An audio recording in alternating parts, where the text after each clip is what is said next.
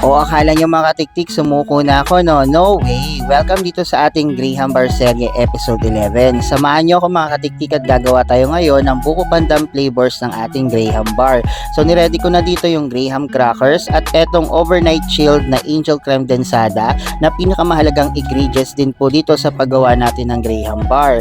So dito nga mga katiktik ay nilagay ko na ating chilled Angel Creme Densada sa ating mixer at sisimulan ko na itong ipa-double size mga katiktik. Kailangan lang natin itong i-double size mga katiktik. So kapag alam na natin na medyo talaga nag-double size sa siya, nilagay ko na po dito ating flavor na buko pandan.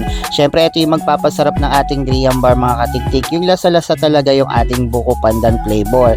So pagkalagay ko ng buko pandan flavor mga katiktik ay isinunod ko na po itong ating fudgy bar makapuno flavor. Isa ito sa magpapadagdag ng texture ng ating Graham Bar. So dito mga katiktik ay nilagay ko na po sa ating hulmahan ng ating Graham Bar at sigurado ako mga katiktik na napakasarap talaga itong buko pandan flavor na ito.